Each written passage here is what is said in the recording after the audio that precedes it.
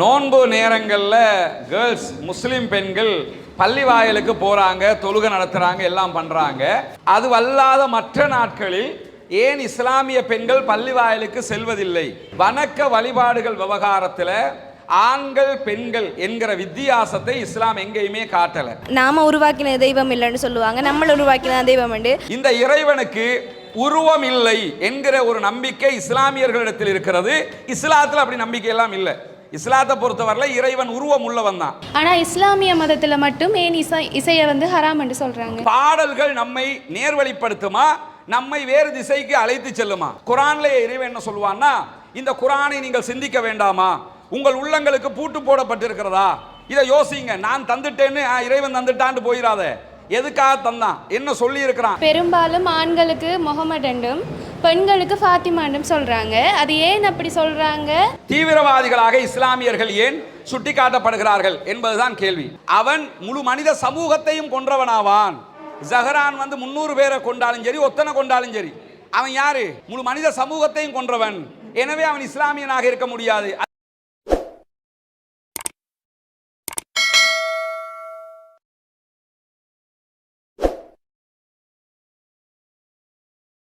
அஸ்ஸலாமு அலைக்கும் வரஹ்மத்துல்லாஹி வபரகாத்துஹு. ஏக இறைவனுடைய அமைதியும் கருணையும் அனைவர் மீதும் உண்டாகட்டுமாக என்கிற உயரிய பிரார்த்தனைகளோடு இன்றைக்கு இந்த கல்லூரியிலே நடைபெறக்கூடிய இஃப்தாருடைய நோன்பு திறக்கக்கூடிய நிகழ்விலே இஸ்லாம் பற்றிய ஆரம்பமான ஒரு அறிமுகத்தை சொன்னதற்கு பிறகு இஸ்லாமியர்களோடு இணைந்து பழகக்கூடிய மாற்று மத சகோதர மாணவிகள் மாணவர்கள் இருக்கிறீர்கள். உங்களுக்கு இஸ்லாம் பற்றிய சந்தேகங்களை கேட்டு தெளிவு பெற்றுக்கொள்ளக்கூடிய ஒரு நிகழ்வாகத்தான் இந்த நிகழ்வை நாம் ஆக்கி இருக்கிறோம். ஏனென்றால் நாம் வாழக்கூடிய இலங்கை தாய் திருநாட்டை பொறுத்தவரையில் இந்த நாட்டிலே பௌத்தர்கள், முஸ்லீம்கள், தமிழ் சகோதரர்கள் என்று பல இனங்கள் மதங்களைச் சேர்ந்தவர்கள் நாம் வாழ்ந்து வருகிறோம். இந்த சந்தர்ப்பத்திலே நமக்குள் இருக்கக்கூடிய மதம் சார்ந்த இனம் சார்ந்த செய்திகளை ஒருவருக்கொருவர் புரிந்து கொள்ளுகிற போது கண்டிப்பாக மனக்கசப்புகள் ஏற்படுவதையும் மன வெறுப்புகள் ஏற்படுவதையும் நாம் தவிர்த்து கொள்வதற்கான ஒரு அழகான வாய்ப்பாக அது அமைந்துவிடும் என்கிற வகையில்தான் நாங்கள் இஸ்லாமியர்களாக இருக்கிற காரணத்தினால மாற்று மத சகோதர சகோதரிகள் கலந்து கொள்ளுகிற நிகழ்வுகளில் போய் இஸ்லாம் பற்றி உங்களுக்கு இருக்கக்கூடிய சந்தேகங்களை நீங்கள் கேட்டு தெளிவு பெற்றுக் கொள்ளலாம் என்ற இந்த நிகழ்ச்சியை நடத்தி வர்றோம். இது நடத்தப்படுவதற்கான அடிப்படையே என்னன்னா, நீங்கள் கேட்க விரும்பினாலும் விரும்பாவிட்டாலும் நிறைய கேள்விகள் கண்டிப்பாக உங்களுக்குள் இருக்கும். ஏன்னா இந்த நிகழ்ச்சியை நாங்கள் நடத்த போகல கேட்கிற கேள்விகளை வைத்து நாங்கள் தெரிந்து கொள்ளுகிற விவகாரம் அது. காரணம் என்னன்னா, மற்ற சகோதரர்களை விட்டும் இஸ்லாமியர்கள் பல விவகாரங்களில் தனித்து நிற்பதை போன்ற ஒரு தோற்றப்பாடு உங்களுக்கு ஏற்படலாம். அது பெண்களுடைய ஆடையை பார்த்தால் அந்த ஒரு எண்ணம் ஏற்படலாம். முஸ்லீம் பெண்கள்னா அப்படி ஒரு வகையான ஹபாயா ஆடை அணிஞ்சுக்கிட்டு இருக்கிறாங்க, இது ஏன் அணிகிறாங்க? ஆம்பளைகளை எடுத்துக்கிட்டோம்னா அவங்க தாடி வச்சுக்கிடுவாங்க, தொப்பியை போட்டுக்கிடுவாங்க. இந்த மாதிரியான செயல்பாடுகள் இருக்கிறதுனாலையும் இதையெல்லாம் ஏன் பண்றாங்க என்கிற கேள்விகள் இருக்கிறது. அதை தாண்டி ஒவ்வொரு நாளும் பல பிரச்சனைகளும் உருவாக்கப்படுகிறது. அண்மையிலே நமக்கெல்லாம் தெரியும், பாராளுமன்றத்தில் நடந்த ஒரு நிகழ்வு கூட. ஒரு பாராளுமன்ற உறுப்பினர் அவர் இஸ்லாமியர்கள் தொடர்பான ஒரு செய்தியை சொல்லியிருந்தார். அது ஒரு இனங்களுக்கிடையில் பிரச்சனை உண்டாகக்கூடிய ஒரு நிகழ்வாக மாறும் என்கிற ஒரு நிலை இருந்தாலும் இறைவனுடைய அருளால அப்படி எதுவும் நடக்காமல் தமிழ் தலைவர்கள் தலையிட்டு, அதே போன்று இஸ்லாமிய தலைவர்கள் தலையிட்டு அந்த செயல்பாடுகள் கூட மிக சுமூகமாக நடைபெற்றது. அப்பொழுது கூட நம்ம என்ன சொன்னோம்னு சொன்னா, பாராளுமன்றத்தில் போய் இன்னொரு இனத்தை பற்றி பேசுவதை விடுத்து அந்த இனம் சார்ந்தவங்கள்ட்ட அந்த கேள்வியை கேட்டுருங்க, கேட்டா பதில சொல்லிடுவோம்ல எதுக்காக இதை செய்யறோம்னு சொல்லி. அப்ப நமக்குள்ள எந்த பிரச்சனையும் வராது. எனவே இனங்களுக்கு மத்தியிலும் மதங்களுக்கு மத்தியிலும் பிரச்சனை ஏற்படாமல் இருப்பதற்கான ஒரு அழகான நிலைப்பாடு எதுவாக இருக்கும்னா, இந்துக்களை பற்றிய ஒரு கேள்வி நமக்கு இருக்கும்னா அதை மைக் எடுத்து வச்சுக்கிட்டு நீங்க எல்லாம் எப்படி தெரியுமா என்று பேசுறதை விட, நீங்கள் ஏன் இப்படி செய்கிறீர்கள் என்று கேட்கிற போது நமக்கு அதற்குரிய தெளிவு கிடைத்துவிடும். ஒரு கிறிஸ்தவ சகோதரனிடத்தில் அவனுடைய மதம் சார்ந்த ஏதாவது ஒரு கேள்வி இருக்குமாக இருந்தால் அதை ஒரு மத நிந்தனையாக பண்ணுவதை விடுத்து கேள்வியாக கேட்டுட்டோம்னா அதனுடைய பிரச்சனையும் நமக்கு தீர்ந்துவிடும். அந்த அடிப்படையில் தான் இந்த மாதிரியான நிகழ்ச்சிகளையும் நாங்கள் நடத்தி வர்றோம். எனவே நான் நீண்ட நேரம் பேசுவதற்கு தயாரில்லை. ஆரம்ப உரையாக கேள்வி கேட்பதற்குரிய வாய்ப்புகளை உங்களுக்கு தர வேண்டும் என்பதற்காக முஸ்லிம் அல்லாத சகோதர சகோதரிகள் மாணவர்கள் இருப்பீங்க. உங்களுக்கு இஸ்லாம் பற்றி கேள்விகள் இருக்கிற போது அதை தாராளமாக கேளுங்க. முஸ்லீம்கள் பற்றிய கேள்விகளை கேளுங்க. விமர்சனம் இருந்தால் முன்வைங்க. திட்டணும்னு நினைச்சா கூட இன்னைக்கு அதுக்குரிய வாய்ப்பு இருக்கு. மைக் எடுத்து தாராளமாக நீங்க இப்படி இருக்கிறீங்க என்று திட்டலாம். யாரும் எந்த விதமான ரியாக்ஷனும் பண்ண போறதில்லை. இந்த கேள்விகளுக்கு பதில் சொல்வது மட்டும்தான் நம்முடைய நோக்கமாக இருக்கிறது. காரணம் என்னன்னா, உலகம் முழுவதும் அதிகமான ஒரு விமர்சன நோக்கத்தில் பார்க்கப்படுகிற ஒரு இனக்குழுவாக அல்லது மதக்குழுவாக இஸ்லாமியர்களை நீங்கள் பார்க்க முடியும். எங்க போனாலும் முஸ்லிம்கள்னா அவங்க இப்படிப்பட்டவங்க அல்லது இஸ்லாம்னா இப்படிப்பட்டது என்கிற தோற்றப்பாடுகள் ஊடகங்களால் உருவாக்கப்படுகிறது. அதே போன்று ஊகங்களாலும் உருவாக்கப்படுகிறது. இப்படி உருவாக்கப்படுகிற போது அவை களையப்பட வேண்டும் என்பதற்காகத்தான் இந்த மாதிரியான நிகழ்ச்சி. எனவே உங்களுக்கு ஏதாவது சந்தேகங்கள் இருக்க போது தாராளமாக கேளுங்க. ஒருத்தர் கேட்க ஆரம்பிச்சிட்டீங்கன்னா மற்றவங்கெல்லாம் கேட்க ஆரம்பிச்சிருவாங்க. கேட்கறதுக்கு வெட்கப்பட வேண்டிய அவசியம் இல்லை. என்ன கேள்வினாலும் எப்படி கேட்க விரும்பினாலும் நீங்க தாராளமாக கேட்க முடியும். உங்க பேரு? இலக்ஷனா. ஓகே, சொல்லுங்க இலக்ஷனா. இல்லை, நோம்பை தவிர மிச்ச நாளில் பள்ளி கேர்ள்ஸ் வந்து ஏன் பள்ளிவாசலுக்கு போய் தொழுகிறல்ல? மற்ற நாள்களில் பள்ளிக்கு ஏன் போகிறாங்கல்ல, அதானே? ஓகே, ரொம்ப அருமையான ஒரு கேள்வி. சகோதரி இலக்ஷனா என்ன கேட்குறாங்கன்னா, நோன்பு நேரங்களில் கேர்ள்ஸ் முஸ்லீம் பெண்கள் பள்ளி வாயிலுக்கு போகிறாங்க, தொழுகை நடத்துகிறாங்க, எல்லாம் பண்ணுறாங்க. அது அல்லாத மற்ற நாட்களில் ஏன் இஸ்லாமிய பெண்கள் பள்ளி வாயிலுக்கு செல்வதில்லை? இதுதான் அவங்களுடைய கேள்வி. முதலாவது விவகாரம் என்னன்னாமா, இஸ்லாமிய மார்க்கத்தை பொறுத்தவரையில் இஸ்லாமிய மார்க்கத்தில் வணக்க வழிபாடுகள் விவகாரத்தில் ஆண்கள் பெண்கள் என்கிற வித்தியாசத்தை இஸ்லாம் எங்கேயுமே காட்டலை. ஆண்கள் எப்படி 5 நேரம் தொழணுமோ அதே மாதிரி பெண்களும் 5 வேளைகள் தொழுகை நடத்த வேண்டும். ஆண்கள் எப்படி தான தர்மங்கள் செய்யணுமோ அதே மாதிரி பெண்களும் தான தர்மங்கள் செய்யணும். நாங்கள் பணம் வசதி படைத்தவர்கள் ஒரு முறையாவது மக்கமா நகருக்கு சென்று கஅபா ஆலயத்தில் போய் தொழுகை நடத்திட்டு வரும். ஹஜ்ஜின்னு சொல்லுவோம் அதுக்கு. இந்த ஹஜ்ஜுடைய கிரியையும் ஆண்களும் செய்ய வேண்டும், பெண்களும் செய்ய வேண்டும். எனவே எந்த ஒரு வித்தியாசமும் இல்லாமல் அனைவருக்கும் கடமையாக்கப்பட்ட ஒன்று இது. ஆனால் இதுல சகோதரியினுடைய இலக்ஷனாவுடைய கேள்வி என்னன்னு கேட்டா, பெண்கள் ரமதானுடைய காலத்துல மட்டும் இஸ்லாமிய பிள்ளைகளை நாங்க பள்ளிகளில் பார்க்கிறோம், மற்ற நேரத்தில் ஏன் பார்க்கறது இல்லைன்னா, அது இஸ்லாத்தினுடைய பிழை அல்ல, எங்கள் சமூகத்தினுடைய பிழை. இஸ்லாமிய மார்க்கத்தில் முகமது நபி ஸல்லல்லாஹு அலைஹி வஸல்லம் அவர்கள், நாங்கள் நபியாக இறை தூதராக ஏற்றிருக்கக்கூடிய முகமது அவர்கள் தொழுகை நடத்துகிற போது என்ன பண்ணுவாங்கன்னா, நான் நீண்ட நேரம் தொழுவதற்கு ஆசைப்படுகிறேன். அவங்களே சொல்றாங்க, நான் இறைவனுக்காக தொழுகைக்கு நின்றுறேன், நீண்ட நேரம் தொழணும்னு நினைக்கிறேன், ஆனால் ஏன் சுருக்கமாக முடிக்கிறேன் என்று சொன்னால், எனக்கு பின்னால் பெண்கள் வந்திருக்கிறார்கள், அவர்களுடைய குழந்தைகளுடைய அழுகை சத்தம் எனக்கு கேட்கிறது.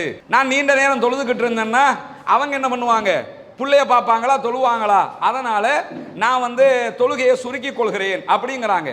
அதே மாதிரி ஆண்களுக்கு தொழுகைக்கான சில சட்டங்களை சொல்லும் போது கூட பின்னால் பெண்கள் இருப்பதை கவனித்து நபிகள் நாயகம் ஸல்லல்லாஹு அலைஹி வஸல்லம் அவர்கள் சட்டம் சொல்வார்கள். முகமது நபியுடைய காலத்தில் எப்படின்னா, 5 நேர தொழுகைகளுக்கு பெண்கள் பள்ளிவாசலுக்கு வருவாங்க.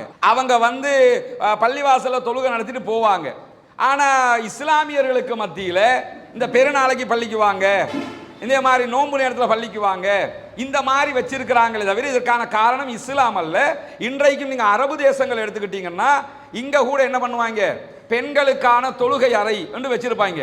அரபு நாடுகளில் பள்ளிவாசல்களில் எங்கேயுமே பெண்களுக்கான தொழுகை அறை இல்லை, தொழுகை அறை தான். அங்கே பெண்களும் தொழலாம், ஆண்களும் தொழலாம். ஆண்களுக்கு பெண்களுக்கு தொழுவதற்குரிய ஏற்பாடுகள் இருக்கும். எனவே இஸ்லாமிய மார்க்கத்தை பொறுத்தவரையில் பெண்கள் பள்ளி வாயிலுக்கு வந்து தொழ முடியும், அதற்கான அனுமதி இருக்கிறது. உதாரணமாக நாங்கள் வெள்ளிக்கிழமைகளில் சிறப்பு தொழுகை தொழுவோம் இல்லையா, அந்த சிறப்பு தொழுகைகளில் சூரா காஃப் என்ற ஒரு அத்தியாயம், இது ஓதுறது சம்பந்தமான செய்திகள் வரும். குர்ஆனுடைய வசனம் ஓதுறது சம்பந்தமான செய்தி.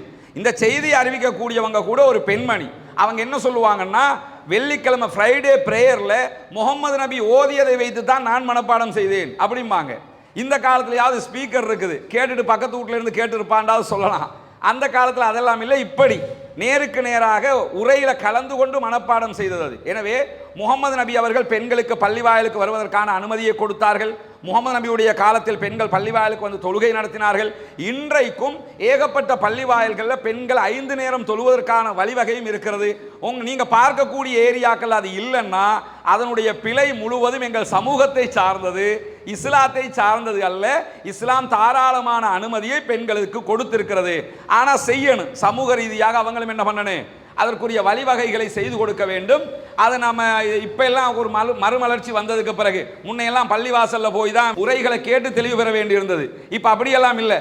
பிள்ளைகள் யூடியூப்லயோ ஃபேஸ்புக்லயோ கூட இஸ்லாம் சம்பந்தப்பட்ட விவகாரங்களை பார்த்துக்கலாம்.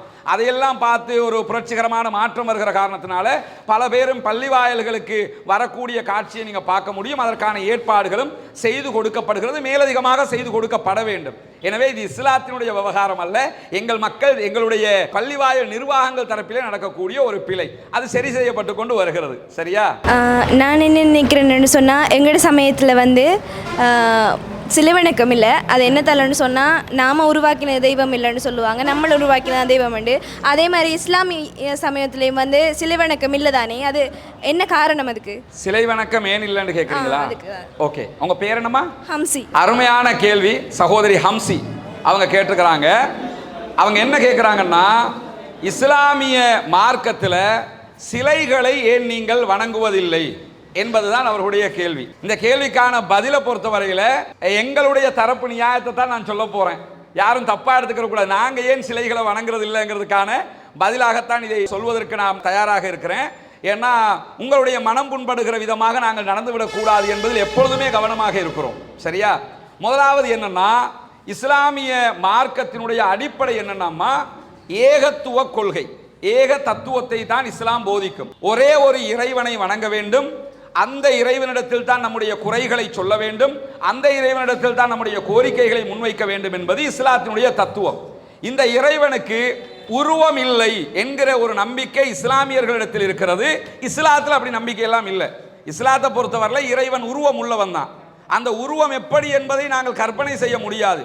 திருமறை குர்ஆன்ல இறைவன் என்ன சொல்றான்னு கேட்டா, இறைவனை பற்றிய பேசும்போது இந்த உலகத்தை அழிக்கிற ஜட்ஜ்மென்ட் டேக்கு முன்னாடி, பரலோக ராஜ்யத்தில் நம்ம எல்லாம் சந்திக்கிறதுக்கு முன்னாடி உள்ள காலகட்டம் இருக்குதா இல்ல, உலகம் அழிகிற நேரம், அந்த நேரத்தை பற்றி சொல்லுகிற போது குல்லுமன் அலைஹா ஃபான் வயபுகா வஜ்ஹு ரப்பிக துல் ஜலாலி வல் இக்ராம், இந்த உலகம் முழுவதுமாக அழிக்கப்படும், உன்னுடைய இறைவனுடைய முகத்தை தவிர இறைவன் மட்டும்தான் மீயுவான் என்கிறத பற்றி சொல்லும்போது, இறைவனுக்கு முகம் இருக்கிறது, இறைவன் பல இடங்களில் கை இருக்கிறது, கால்கள் இருக்கிறது, தனக்கு உருவம் இருக்கிறது என்பதை இறைவன் திருமறை குர்ஆனிலே பல கட்டங்களில் நமக்கு கற்றுத் தந்திருக்கிறான். முகமது நபி அவர்களும் எங்களுக்கு சொல்லி தந்திருக்கிறார்கள்.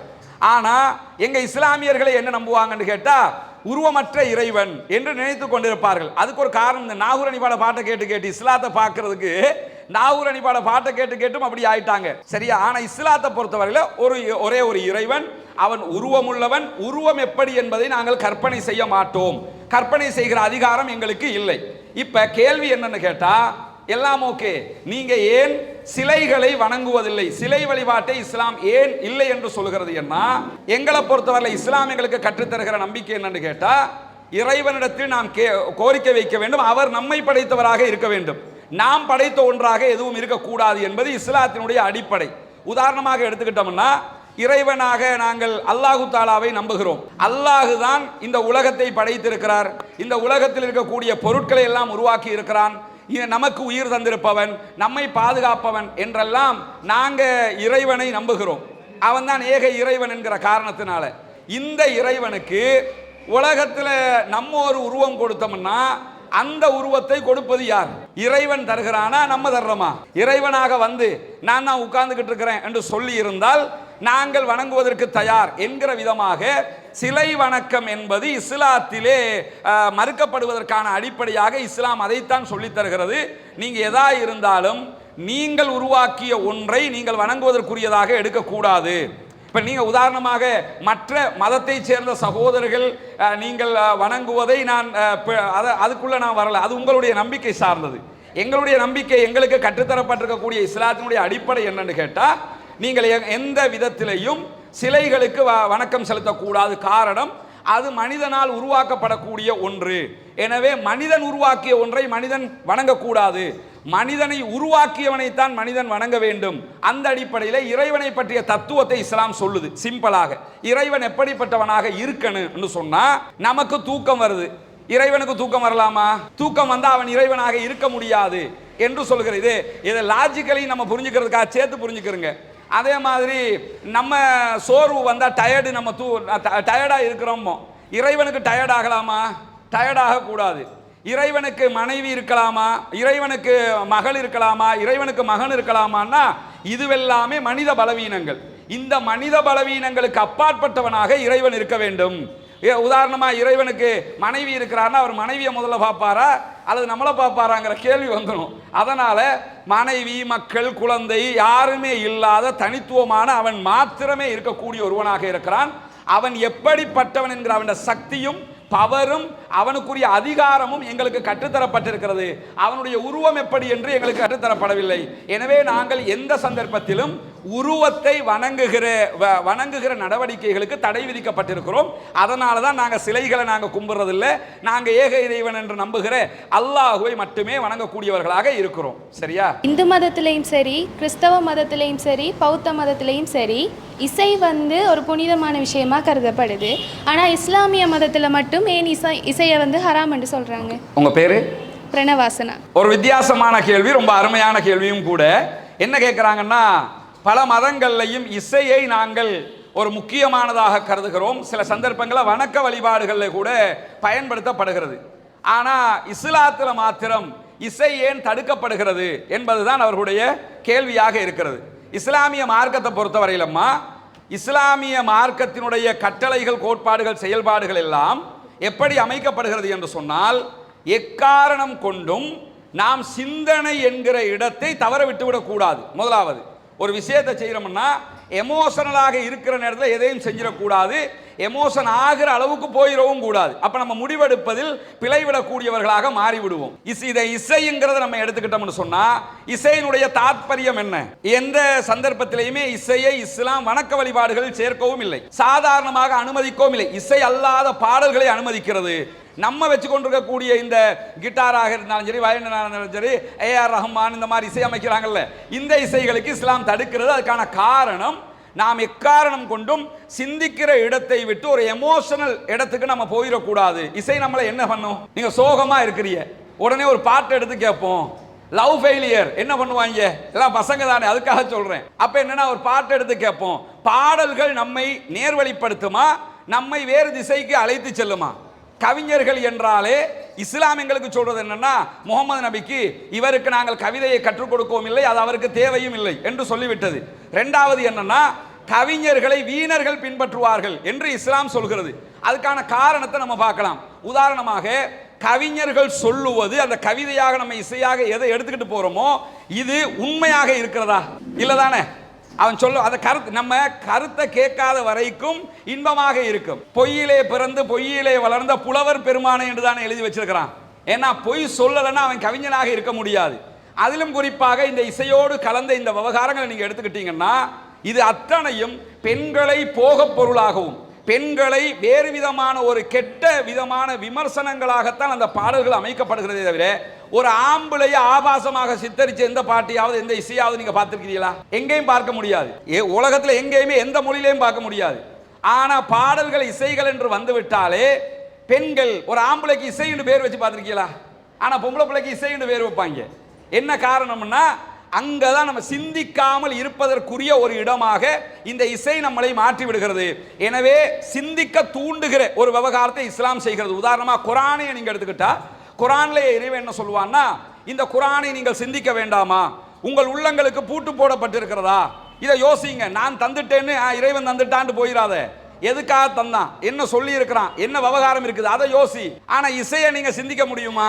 அது சொல்லுகிற கருத்துக்களை நம்ம வாழ்க்கையில நடைமுறைப்படுத்த முடியுமா? நடைமுறைப்படுத்த முடியாதுல. வானத்தில் இருக்கிற நட்சத்திரத்தை கரைத்து கொண்டு உனக்கு அப்படியே மெழுகு போன்று கொண்டு வீட்டிலே தருவேன், நீ அதை வைத்துக் கொள்ளலாம் என்று கவிஞன் பெண் மனைவிக்கு, காதலிக்கு காதலன் எழுதுவது கவிதையாக மாற்றப்பட்டு இசையாக மாற்றப்படுகிறது. சாத்தியமா? சாத்தியமில்லாத விஷயங்கள் தானே. எனவே நம்ம கேட்கும் போது இன்பமாக இருக்கும். என்னமான ஒரு வர்ணனை, எப்படியான ஒரு வர்ணனை. ஆனா கொஞ்ச நேரம் அந்த இசையை தவிர்த்துட்டு அவை எழுதியிருக்கக்கூடிய கருத்தை பார்த்தீங்கன்னு சொன்னா கண்டிப்பாக அது பொய்யான. உதாரணமாக கவிஞர் வைரமுத்தை நீங்க எடுத்துக்கிறீங்க. வைரமுத்தினுடைய கருவாச்சி காவியம் படிக்க கிடைச்சதா? எடுத்து படிச்சு பாருங்க. செகல்லிக்காட்டு இதிகாசம் எடுத்து படிச்சு பாருங்க. திறமையான கவிஞர். ஆனால் கவிதை என்றாலே பொய் சேர்க்கப்பட வேண்டும், அதற்கு இசை சேர்க்கப்பட்டு முடிய அது பாடலாக மாறிவிடும்.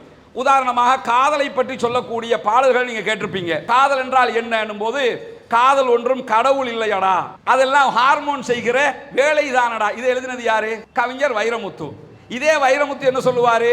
காதல்ங்கிறது கடவுளுக்கு நிகரானது இன்னொரு பாட்டில் எழுதுறாரு. நான் என்ன கேட்கிறேன்னா, ஒரு பாடல் காதல் ஒன்றும் கவிதை கடவுள் இல்லை, அது ஹார்மோன் உண்டாக்குற ஒரு விஷயம் கரெக்டா சொல்றாரா இல்லையா? இன்னொரு பாடலை நம்ம எடுத்துக்கிட்டோம்னு சொன்னா இல்ல அது கடவுளுக்கு நிகரானது. இப்ப நம்ம கடவுளுக்கு நிகரானது என்று காதலுங்கிறதே ஒரு ஹார்மோன் சம்பந்தப்பட்ட ஒரு விஷயம். இதை எழுதி ஒரு இசையாக மாற்றப்பட்டு முடிய நம்ம அதையும் ரசிக்கிறோம் இதையும் ரசிக்கிறோம். ஒண்ணுல நம்மள அதுலயும் கிறுக்கனாக்குறான் இதுலயும் கிறுக்கனாக்குறான், ரெண்டையும் ரசிக்கிறோமா இல்லையா? அப்ப ரசனைக்குரியதாக அது வைக்கப்பட்டிருக்கிறதே தவிர அது சிந்தனைக்குரியது அல்ல. எனவே சிந்தனையை மழுங்கடிக்கக்கூடிய ஒன்றை நாம் தவிர்த்து கொள்ள வேண்டும் என்று இஸ்லாம் எங்களுக்கு சொல்லுகிறது. அதனால் இஸ்லாத்தினுடைய எந்த வழிபாட்டிலையுமே இசை கலக்காது. இசையோடு சார்ந்த எந்த வழிபாட்டையும் நீங்க பார்க்க முடியாது. எங்களுக்கு பர்சனலாகவும் இசை இதனால் தடுக்கப்படுகிறது. நீ ஒரு பிரச்சனையில இருக்கும்போது ஒரு பாட்டை கேட்டா நிம்மதியா இருக்கும்னா பிரச்சனை தீர்ந்துருமா? தீராதுல. பிரச்சனை இருந்தா நின்று அந்த இடத்துல பிரச்சனையை தீக்கணும். நம்ம என்ன பண்றோம்? சரி கொஞ்சம் அப்படியே ஏதோ கேட்டு போயிடுவோம், பிரச்சனை தாண்டி போக நினைக்கிறோம். இஸ்லாம் என்ன சொல்லணும்னா, தாண்டி போக நினைக்காத, அந்த இடத்துல நின்று அதை முடிச்சுட்டு போறதுக்கு முடியுமான்னு பாரு. இந்த அடிப்படையில் தான் இஸ்லாம் இசைக்கு தடை விதித்திருக்கிறது. இஸ்லாமியர்களாக இருந்து கொண்டு இசையமைக்கக்கூடிய இசையமைப்பாளர்கள் இருக்கிறார்கள். அவங்க தொழிலாக பண்றாங்க, இஸ்லாம் சொல்றதுக்கு மாற்றமாக இருக்கிறாங்க. நம்ம பிரச்சாரம் தான் பண்ண முடியும், யாரும் வேற எதுவும் பண்ண முடியாது. ஏஆர் ரஹ்மான், அல்லா ரக்கா ரஹ்மான் என்று சொல்லி ஏஆர் ரஹ்மான் இருக்கிறாரா இல்லையா? இசை புயல் ஏஆர் ரஹ்மான் இசையமைப்பாளர் தான். நம்ம இது மார்க்கத்தில் இல்லைங்கன்னு சொல்ல முடியும். அவர் அமைக்கிற இசை போடுறதுனால அதை நாங்கள் ஆதரிக்க முடியாது. இப்ப யுவன் சங்கர் ராஜா இஸ்லாமிய மார்க்கத்தை ஏற்றுக்கொள்கிறேன் என்று இஸ்லாத்திற்குள் நுழைந்திருக்கிறார். ஆனா இன்னைக்கும் அவர் ஒரு இசையமைப்பாளராக இருக்கிறாரு. நாங்க ஏதாவது பண்ண முடியுமா? பண்ண முடியாது. இசை மார்க்கத்தில் ஹராம். அவர் இஸ்லாத்தை ஏற்றுக்கொண்டதாக வந்துவிட்டு இசையை தொழிலாக கொண்டிருந்தார் என்றால் கண்டிப்பாக அதற்கு அவருக்குரிய குற்றம் இறைவனிடத்தில் பதிவு செய்யப்படும் என்கிற ஆழ்ந்த நம்பிக்கை நமக்கு. இஸ்லாத்துக்கு அவர் வந்தது மகிழ்ச்சி, இல்லைன்னு சொல்லல. ஓகே, நாங்கள் ஏற்றுக்கொண்டிருக்கிற ஒரு தத்துவத்தை அவர் ஏற்றுக்கொண்டிருக்கிறார். ஆனால் அவர் முழுமையாக அந்த தத்துவத்தினுடைய அனைத்து பகுதிகளையும் பின்பற்றுவதற்கு இன்னும் தயாராகவில்லை என்கிற கவலையினுடைய வடுவும் எங்களுக்குள் இருக்கிறது. சரியா? அதனால இசை என்பது மூளைக்கு, அதாவது நம்முடைய சிந்தனைக்கு வேறு விதமான தாக்கத்தை தரக்கூடிய ஒன்றாக இருக்கிறது. கிறிஸ்டல் கிளியராக நம்முடைய பயணம் தொடர வேண்டும் என்பதால் தான் நாங்கள் இஸ்லாம் எங்களுக்கு அதை தடை செய்து வைத்திருக்கிறது. சரியா? ஏன் இஸ்லாம் மதத்தில் இந்த உருவப்படங்கள், அதாவது அந்த போட்டோ ஃப்ரேம் அப்படி உருவப்படங்கள் கொள்வதை தவிர்க்கிறாங்க, அது அப்படி செய்யக்கூடாதுன்னு சொல்றாங்க. அது ஏன் காரணம்? ஓகே, அவங்களுக்கு இஸ்லாமியர்களை பற்றிய கொஞ்சம் ஆழமான பார்வையும் இருக்கிறது. இந்த கேள்வியெல்லாம் பொதுவாக கேட்க மாட்டாங்க, அவங்க கேட்டிருக்கிறாங்க. அருமையான ஒரு கேள்வி. என்னன்னா, இஸ்லாமியர்கள் ஏன் உருவப்படங்களை எல்லாம் வீட்டில் மாட்டி வைக்க மாட்டேங்கிறாங்க, அதை ஏன் தவிர்த்து கொள்றாங்க அப்படின்னு சொல்லி தான் கேட்குறாங்க. பொதுவாக ஏற்கனவே நான் சிலை தொடர்பான கேள்விக்கு என்ன பதில் சொன்னேனோ அதை ஒட்டிய ஒரு பதிலாக இதையும் பார்த்துக்கிறேங்க. இஸ்லாமிய மார்க்கத்தில் நிர்பந்தம் கருதி எடுக்கப்படுகிற புகைப்படங்களை இஸ்லாம் அனுமதிக்கிறது. உதாரணமா நாம ஐடென்டி கார்டுக்கு புகைப்படம் எடுக்கணும், பெர்மனண்டாக இருக்கக்கூடிய விவகாரங்கள். பாஸ்போர்ட்டுக்கு போட்டோ எடுக்கிறோம், பெர்மனண்டாக இருக்கக்கூடிய விவகாரங்கள். அதை இஸ்லாம் தாராளமாக அனுமதிக்கிறது. இரண்டாவது, 3 டைமென்ஷனாக இருந்தால் இஸ்லாம் அதை தடுக்காது. பிரிண்ட் எடுத்துட்டீங்கன்னா அது 2 டைமென்ஷன், 3 டைமென்ஷன், 4 டைமென்ஷன் இன்னைக்கு டிஜிட்டல்ல வந்துருச்சு இல்ல. நீங்க செல்ஃபி பிடிப்பிய, செல்ஃபி பிடிச்சிக்கிட்டு இருக்கிறா, இது கூடுமான்னு கேட்டா அவ பிடிச்சா உனக்கு என்ன மார்க்கத்தில்? எங்க ஆலிம்கள் அதையும் தடைன்னு நினைச்சுக்கிட்டு இருப்பாங்க. ஒருத்தி ஒரு போட்டோ பிடிக்கிறா, அதை அவள் மிஸ்யூஸ் பண்ணிடக்கூடாது, அவளுடைய மானத்தை அவள் பாதுகாத்துக் கொள்ள வேண்டும், அது வேற. ஆனால் போட்டோ பிடிக்கிறாங்க, மொபைல்ல வச்சுக்கிறாங்க, டிஜிட்டலாக வச்சுக்கிறாங்க, இதை பிழை என்று இஸ்லாம் சொல்கிறதா? அதை பிழை என்று சொல்லல. அது 3 டைமென்ஷன். ஆஃப் பண்ணிட்டோம்னா தெரியாது, ஆன் பண்ணினா தெரிய போகுது, இவ்வளவுதானே தவிர வேறு ஒன்றும் அதிலே இல்லை. ஆனா பிரிண்ட் எடுத்து மாற்றுகிற விஷயத்துல நபிகள் நாயகம் ஸல்லல்லாஹு அலைஹி வஸல்லம் அவங்க, முகமது நபி அவங்க எங்களுக்கு என்ன சொல்லி தர்றாங்கன்னா, எந்த வீடுகளுக்குள்ள நுழைகிற நேரத்தில் உருவப்படம் இருக்கிறதோ அந்த வீடுகளுக்குள்ள அபிவிருத்தியை, பரக்கத்து என்று அரபுல சொன்னா கண்ணுக்கு தெரியாத ஒரு அபிவிருத்தி, அதை தரக்கூடிய தேவதூதர்கள் வரமாட்டார்கள். தேவதூதர்கள் இறைவனுடைய தூதர்கள் இருக்கிறாங்க. அந்த தேவதூதர்கள் நமக்குரியதை கண்ணுக்கு தெரியாத அபிவிருத்தி எதை சொல்றேன்னா, உதாரணமாக நம்ம கிட்ட ஒரு 5000 ரூபாய் பணம் இருக்குது. இந்த 5000 ரூபாயில நீங்க 5000 ரூபாய்க்குரிய வேலையை பார்த்தீங்கன்னா அது 5000 ரூபாயோட வேலையை பார்த்துருக்குன்னு அர்த்தம். ஆனா உங்ககிட்ட 5000 ரூபாய் பணம் இருக்குது, 15000 ரூபாய்க்குரிய வேலையை அதில் செய்ய முடியுதுன்னு சொன்னா உங்களுக்கு மறைமுகமான இறை அருள் ஒன்று இருக்கிறது என்று இஸ்லாம் எங்களுக்கு கற்றுத்தருகிறது. நம்ம முடியுமான வேலையை தாண்டி பண்றோம்ல, அதனால இப்போ சில வீட்டில் எடுத்துக்கிட்டிங்கன்னா வீட்டில் இருக்கக்கூடிய அக்கா தங்கச்சி அம்மா அப்பா அண்ணன் அத்தனை பேருமே வேலைக்கு போவாங்க, சம்பாதிச்சுக்கிட்டு வருவாங்க. ஆனால் வீடு காஞ்ச போய் கிடக்கும். சில வீட்டை எடுத்துக்கிட்டிங்கன்னா ஒரே ஒரு ஆள் வேலைக்கு போய்கிட்டு இருப்பார், வீட்டில் ஃப்ரிட்ஜ் இருக்கும், டிவி இருக்கும், தேவையானது எல்லாமே இருக்கும். அவங்களுடைய வாழ்க்கை கழிந்து கொண்டு இருக்கும்னா 5 பேர் உழைச்சி வருகிற சம்பளத்தினால் எடுக்க முடியாத ஒரு ஆள் எடுத்துக்கிட்டு இருக்கிறாருன்னா சம்பளத்தினால் மாத்திரம் அது நடக்கவில்லை. இறைவனுடைய மறைமுகமான ஒரு அருள் அவருக்கு இருக்கிறது. இந்த அருளை நாங்கள் எதிர்பார்க்கணும்னு இஸ்லாம் எங்களுக்கு சொல்லுது. எதிர்பார்ப்புக்கு தடையாக 2 இருக்கும் என்று முகமது நபி சொல்றாங்க. என்ன 2? வீட்டுக்கு வரும்போது நாய் இருந்தால் நாங்கள் வேட்டைக்கு மாத்திரம் நாயை பயன்படுத்த முடியும், வேட்டைக்கு அல்லது பாதுகாப்புக்கு. இப்போ பாதுகாப்புக்கு நாய் தேவையா? இப்போ சிசிடிவி இருந்தால் போதுமா இல்லையா? இப்போ பாதுகாப்புக்கு எது வேணும்? சிசிடிவி தான் வேணும். அப்போ பாதுகாப்புக்கு நாயை வைக்க தேவையில்லை. வேட்டையாடுறதுக்கு இப்போ நாய் வேணுமா? இப்போ அதுக்குரிய நவீன வேட்டையாடுகிற சிஸ்டம் இருக்குது. எல்லாத்துக்கு மேலே இப்போ வேட்டையாடவும் முடியாது. இப்போ நாயெல்லாம் வேட்டைக்கு வளர்க்க போகிறேன்னெல்லாம் சொல்ல தேவையில்லை. எனவே நாய் இருந்தால் அந்த அவங்க தேவ தூதர்கள் வரமாட்டாங்க. 2வது உருவப்படங்களை பிரிண்ட் எடுத்து மாட்டி வச்சிருந்தா, கண்ணியமாக கொடுத்து இப்படி வச்சிருக்கிறோன்னு வச்சிருந்தா வரமாட்டாங்கன்னு இருக்குது. அதனால தான் நாங்கள் என்ன பண்ணுறது இல்லைன்னு கேட்டால், வீடுகளுக்குள்ளே எங்களுக்கு கண்ணுக்கு புலப்படாத இறை அருள் தேவை என்று நாங்கள் ஆசைப்படுகிறோம். ஏன்னா நமக்கு கிடைக்கக்கூடிய பொருளை வச்சு மட்டும் இறைவனுடைய அருள் இல்லாமல் நமக்கு எதையும் பண்ண முடியாது. நம்ம டாக்டர்கிட்ட போவோம், எனக்கு கிட்னி ஃபெயிலியர்னு போவோம், டாக்டர் மட்டும்தான் இதற்குரிய தீர்வுன்னு நம்ம நம்பினோம்னா நம்மளால் அடுத்த கட்டம் போக முடியாது. இறைவனை நம்பி விட்டு டாக்டரை நம்புகிறோம் நாங்கள். எனவே இறைவன் நமக்கு வழி பண்ணுவார், டாக்டர் மருத்துவம் பார்ப்பார், இறைவனுடைய அருள் கிடைக்கும் நம்புகிறோம். அது மாதிரி வீட்டுக்குள்ளே வரும்போது இந்த புகைப்படங்கள் இருந்தால் கண்ணுக்கு புலப்படாத இறை அருள் கிடைக்காது என்கிற காரணத்தினால நாங்கள் அதை தவிர்த்து கொள்கிறோம். அதனால் தான் இஸ்லாமியர்களும் தவிர்த்து கொள்கிறார்கள். அப்போ உங்களுக்கு அந்த அடுத்த கேள்வி வந்துடக்கூடாதுங்கிறதுக்காக தான் அடுத்த பதிலையும் சொன்னேன். அப்போ ஃபோட்டோ பிடிக்கிறாங்களேன்னா 3 டைமென்ஷன் 4 டைமென்ஷன் இதுக்கு பிறகு என்ன டிஜிட்டலில் வரக்கூடியது மூடி வச்சிடலாம், டிவியை பார்ப்போம், ஆஃப் பண்ணிட்டோம்னா டிவி தெரியாது. இப்படி இருப்பதை இஸ்லாம் தடை செய்யவில்லை. சரியா? இங்கே முஸ்லீம் மார்க்கத்தில் ஏன் பெண்கள் மட்டும் முகத்தை மூடிட்டு போகிறவங்க, மற்ற மார்க்கத்தில் இருக்கிற இந்துவாகவும் கிறிஸ்டியன்டாகவும் பெண்கள் வந்து முகத்தை மூடுறதில்லை, உங்களோட மார்க்கத்தில் மட்டும் ஏன் பெண்கள் முகத்தை மூடிட்டு போகிறாங்க? உங்களோட பேர்? விதுர்ஷன். ஓகே தம்பி விதுர்ஷன் ஒரு அற்புதமான கேள்வியை கேட்டாங்க. என்னன்னா, கிறிஸ்தவ மதத்தை ஏற்றுக்கொண்டிருக்கக்கூடிய பெண்களோ இந்து மதத்தை ஏற்றுக்கொண்டிருக்கக்கூடிய பெண்களோ வேறு எந்த பெண்களோ முகமெல்லாம் மறைக்கிறது இல்லை, ஆனால் இஸ்லாமிய பெண்கள் மட்டும் ஏன் முகத்தை மறைக்கிறாங்க என்பதுதான் கேள்வி. இஸ்லாமிய மார்க்கத்தில் பெண்களுக்கான ஆடை முறை இருக்குது இல்லையா? இந்த ஆடை முறை எப்படி சொல்லப்பட, அதை விளங்கிட்டீங்கன்னா இது கூடுமா கூடாதான்னு புரிஞ்சுக்கலாம். நீங்கள் பெண்களுடைய ஆடை முறை என்று இஸ்லாம் எதை சொல்லுதுன்னா, பெண்கள் கைகள் இந்த மணிக்கட்டுக்கு இந்த பகுதி இருக்கு இல்லையா, மணிக்கட்டுக்கு வெளியில உள்ள பகுதிகளை பெண்கள் திறந்து கொள்ளணும், கட்டாயம் திறக்கணும், மற்ற பகுதிகளை மூடணும். அதே மாதிரி பெண்கள் கரண்டைக்கு கீழுள்ள பாதத்தினுடைய பகுதிகளை பெண்கள் வெளிப்படுத்த முடியும், மற்ற பகுதிகளை மூட வேண்டும். அதே மாதிரி முகத்தை பெண்கள் வெளிப்படுத்த வேண்டும், மற்ற பகுதிகளை மூட வேண்டும். உதாரணமாக முகமது நபி அவர்களுடைய மரணத்துக்கு பிறகு முகமது நபியுடைய ஒரு தோழர் இப்னு அப்பாஸ் என்கிறவர் என்ன பண்றாருன்னு சொன்னா, வந்துகிட்டு இருக்கிறாரு. வரும்போது அவரோட இன்னொரு தோழர் வர்றாரு. அவர் என்ன, அவர் வரக்கூடிய தோழர்கிட்ட என்ன சொல்றாருன்னா, உலகத்தில் சொர்க்கத்துக்குரிய ஒரு பெண்மணியை நான் காட்டவா அப்படின்னு கேட்கிறாங்க. சொர்க்கம் போற பெண்மணி என்று முகமது நபி ஒரு பொம்பளை பிள்ளைய சொன்னாங்க. அந்த பொம்பளை பிள்ளைய உனக்கு காட்டவான்னு கேட்கிறாங்க. ஒரு 10 பேர் இருக்கிறாங்கன்னு வைங்க, பிரிச்சு சொல்லணும்ல.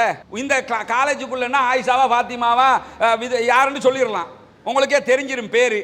ஆனா தெரியாத ஒரு இடத்துலயா இருந்தா எப்படி அடையாளம் காட்டுறது? இந்த சிவப்பு கலர் துப்பட்டா போட்டிருக்கால அவ, இந்த மாதிரி சொல்லணும்ல. அது மாதிரி அந்த தோழர் என்ன பண்றாருன்னா, முகமது நபி உயிரோடு இருக்கும்போது அந்த வர்றால அந்த பெண்ணு வந்து சொர்க்கம் போவான்னு சொன்னாங்க. அதை காட்டும் போது சொல்லும் போது என்ன சொல்றாருன்னா, அந்த கண்ணங்கள் கருத்த பெண்மணி இருக்கிறாளே அவளுங்கிறாங்க. கண்ணம் கரையர் இல்ல, கண்ணம் கரையர் இருக்காங்கன்னா கருப்புக்கு சொல்றதுன்னு அர்த்தம். கண்ணங்கள் கருத்து, இந்த கண்ணம் இருக்குதுல்ல, இந்த கண்ணங்கள் கருத்து இருக்கக்கூடிய அந்த பெண்மணி சொர்க்கத்துக்குரியவர் என்று முகமது நபி அவர்கள் சொன்னார்கள் அப்படிங்கிறாங்க. அந்த பெண்மணியுடைய கண்ணம் கருப்புன்னு இவருக்கு எப்படி தெரியும்? மூடி இருந்தா தெரிஞ்சிருக்குமா? தெரியாதுல்ல, திறந்திருந்ததுனால தான் தெரியுது. இங்க பெண்கள் மறைத்து கொண்டிருப்பதை அவங்க விரும்பி இருக்கிறாங்க, அவங்க மறைச்சிட்டு போறாங்கன்னு நாங்க அசால்ட் பண்ணல. இதே நேரத்தில் ஆடை முறையை பற்றி சொல்லும் போது உடலை மறைக்க வேண்டும். இப்ப நீங்க காலேஜில் படிக்கிற இந்த சகோதரிகள்லாம் பார்ப்பீங்க, அவங்க ஹபாயா, இந்த கருப்பு ஆடை ஹபாயா அணிஞ்சுக்கிட்டு வருவாங்க. இதுதான் இஸ்லாமிய ஆடையான்னா, இதுதான் இஸ்லாமிய ஆடை என்று இஸ்லாம் சொல்லலை, உடலை மறைக்க வேண்டும். அப்ப ஏன் இதை இவங்க அணிகிறாங்கன்னா ரொம்ப லேசா இருக்குது, அதுக்காக அணிகிறாங்க. அதை கழுவி காய போட்டு அப்படியே வச்சு அப்படியே மாட்டிட்டு கூட வந்துடலாம். ஈஸி. ஒரே இப்போ வேறு ட்ரெஸ்ஸாக இருந்தால் ஒன்றுக்கு 2 அயன் பண்ண வேண்டி வரும். இதில் 2 அயன் பண்ண வேண்டிய தேவை இருக்கா, 3 அயன் பண்ண வேண்டிய தேவை இருக்கா? அதெல்லாம் கிடையாது. ஈஸியான ஆடை. ப்ளஸ் என்னன்னு கேட்டால் கொஞ்சம் கொஞ்சமாக மறைக்க தேவையில்லை, மொத்தமாக மறைச்சிடலாம். இந்த ஈஸிக்காக வேண்டி அணியப்படுகிறதே தவிர இஸ்லாம் என்னன்னா, நான் ஏற்கனவே சொன்ன மாதிரி மணிக்கட்டு தெரியலாம், கரண்டைக்கு கீழ் உள்ள பகுதி தெரியலாம், மற்ற பகுதியை மறைக்க வேண்டும். ஒரு சல்வாரை உடுத்து எனக்கு மறைக்க முடியும்னு ஒரு பொண்ணு மறைக்கிறான்னா தாராளமாக இஸ்லாம் அதை அங்கீகரிக்கும். புரியுதா? அப்ப இஸ்லாமிய ஆடை தொடர்பாக இஸ்லாம் சொல்லக்கூடிய தத்துவம் உடலை மறைக்க வேண்டும். நீங்க இங்கே பாத்தீங்கன்னா கூட பெரும்பாலும் முகத்தை திறந்துகிட்டு தான் இருப்பாங்க, மறைக்க மாட்டாங்க. சரியா? ஓகே, அடுத்து கேளுங்க. இஸ்லாமியர்கள பேரில் பெரும்பாலும் ஆண்களுக்கு முகமது என்றும் பெண்களுக்கு ஃபாத்திமா என்றும் சொல்கிறாங்க. அது ஏன் அப்படி சொல்கிறாங்க? அவங்க யாரு? சகோதரி அவர்களுடைய கேள்வி என்னன்னு கேட்டா, இஸ்லாமியர்கள் பேர் வைக்கிற போது பேருக்கு முன்பதாக பெரும்பாலும் ஆண்களாக இருந்தா முகம்மது அப்படின்னு சேர்த்துக்கிறவாங்க, பெண்களாக இருந்தா ஃபாத்திமா அப்படின்னு சேர்த்துக்கிறவாங்க. இது ஏன் சேர்க்கிறாங்க, இவங்க யாரு அப்படிங்கிறது கேள்வி. முதல்ல ஏன் சேர்க்கிறாங்கிறத புரிஞ்சுக்கிறோம். இஸ்லாத்தை பொறுத்தவரை முகம்மது என்கிற பேரு இறைவன் இந்த உலகுக்கு அனுப்பிய இறுதி இறை தூதர் தான் முகம்மது அவர்கள். நாங்க இறை தூதராக அவரை ஏத்துக்கிட்டு இருக்கிறதுனால இறுதி இறை தூதருடைய பெயர் முகம்மது. எனவே ஆண்களாக இருந்தா பேர் வைக்கும் போது எக்ஸ்ட்ரா முகம்மது என்று சொல்லி சேர்த்து வச்சுக்கிறாங்க. அது வைக்கணும்னு கட்டாயமோ முகமது நபி சொல்லவோ எதுவும் கிடையாது. முகமது நபியுடைய காலத்துல யாரும் அப்படி பேருக்கு முன்னாடி முகம்மது முகம்மதுன்னு சேர்த்து எல்லாம் வைக்கவும் இல்லை. ஆனா முஸ்லீம்கள் நாங்க தூதராக நினைக்கிறவருடைய பேரை முன்னாடி, இப்ப என் பேர் நான் ரஸ்மின், எங்க அப்பா எனக்கு பேர் வைக்கும் போது முகமது ரஸ்மின் வச்சுட்டாரு, முன்னாடி முகமதை சேர்த்திருக்கிறாரு. என் பிள்ளைக்கு பேரு நான் முகமதுன்னு மட்டும் தான் வச்சிருக்கிறேன், வேற பேரே சேர்க்கல. முகமதுக்கு இன்னொரு முகமதை சேர்க்க முடியுமா? சேர்க்க முடியாதுல்ல, ஒரு பேர் தான் வச்சிருக்கிறோம். அப்ப பெண்களாக இருந்தா என்ன பண்ணுவாங்கன்னா, ஆயிஷானா ஃபாத்திமா ஆயிஷான்னு வச்சுக்கிடுவாங்க, ஃபாத்திமாவை சேர்த்துக்கிடுவாங்க என்ன பேரா இருந்தாலும். அந்த மாதிரி ஃபாத்திமாவை சேர்க்கணும் என்கிறதெல்லாம் இஸ்லாம் சொல்லல. ஃபாத்திமா யாருன்னா முகமது நபியுடைய மகள். முகமது நபிக்கு இருந்த மகள்கள்ல ஃபாத்திமா ரொம்ப விருப்பத்துக்குரியவங்க. எனவே என்ன பண்றாங்கன்னு கேட்டா, பெண்களாக இருந்தா ஃபாத்திமா முன்னாடி சேர்த்துக்கிடுவாங்க, ஆண்களாக இருந்தா முகமதுன்னு சேர்த்துக்கிடுவாங்க. இது சேர்க்கணும்ன்றலாம் இஸ்லாம் எங்கேயுமே நமக்கு கட்டளை இடல. இஸ்லாத்திர கட்டளையில விருப்பத்துக்காக செய்வது அது. சரியா? ரெண்டாவது, இந்த 2 பேரையும் பற்றி கேட்டிருக்கிறிய. முதலாவது நபர் முகமது நபின்னு சொன்னேன். இந்த முகமது நபி யாரு? நாங்கள் தூதராக அவரை ஏற்றுக்கிறோம், அவரை நாங்கள் வணங்குவதில்லை, அவரை நாங்கள் பின்பற்றுவோம், இறைவனை வணங்குவோம், முகமது நபியை பின்பற்றுவோம். இன்றைக்கு உலகத்தில் இருக்கக்கூடிய 125 கோடிக்கு மேற்பட்ட மக்கள் அவரை இறை தூதராக பின்பற்றுகிறார்கள். உலகத்தில் எங்கேயுமே முகமது நபிக்கு நீங்க புகைப்படம் பார்க்க முடியாது. முகமது நபிக்கு போட்டோ எங்கேயாவது பார்க்க முடியுமா? நான் பார்க்க முடியாது. முகமது நபிக்கு சிலை வச்சிருக்கிறாங்களான்னா எங்கேயுமே சிலை கிடையாது. இன்னும் சொல்ல போனா யாராவது முகமது நபியை பாராட்டி ஒரு போட்டோ வரைஞ்சா கூட அதை நாங்க ஏத்துக்கிற மாட்டோம், அவரை அவமதிப்பதாக கருதுவோம். உதாரணமாக அமெரிக்காவில் என்ன முடிவெடுத்தாங்கன்னா, உலகத்தில் மிகப்பெரிய தாக்கம் செலுத்திய 10 நபர்களுக்கு சிலை வைப்பது என்ற ஒரு அமெரிக்க அரசாங்கம் முடிவெடுத்து முகமது நபிக்கும் சேர்த்து சிலை வைப்பதற்கென்று முடிவெடுத்தாங்க. ஒட்டுமொத்த இஸ்லாமிய உலகமுமே கொதிச்சு போயிட்டோம், முகமது நபிக்கு சிலை வச்சிடக்கூடாது, ஏன்னா எங்க மதத்தில் அந்த கான்செப்ட் இல்லைங்கிறதுனால வைக்கக்கூடாது, அவருக்கு சிலையோ புகைப்படமோ எதுவுமே இல்லை. ஆனால் அவருடைய கருத்துக்களை நாங்கள் அத்தனை பேரும் ஏற்றுக்கொண்டிருக்கிறோம். 120 கோடி மக்களும் அதை ஏற்றுக்கொண்டிருக்கிறார்கள். உதாரணமாக நீங்க எடுத்துக்கிட்டா, அதாவது மைக்கேல் ஹெச் ஹார்ட் என்கிற ஒரு பிரபல எழுத்தாளர், நீங்க கூகுள் பண்ணி பார்க்கலாம், இப்ப ஏஐல கேட்டாலே சொல்லிடும். மைக்கேல் ஹெச் ஹார்ட்ங்கிறவர் தி 100 சொல்லி ஒரு புத்தகத்தை எழுதினார். 100 புரட்சியாளர்கள், இந்த உலகத்தில் புரட்சியை உண்டாக்கிய 100 பேர் என்று சொல்லி ஒரு புத்தகம் எழுதினார். அந்த புத்தகத்தில் 100 பேருடைய வரலாறு இருக்கிறது. அந்த அவர் எழுதினவர் கிறிஸ்தவ சகோதரர்.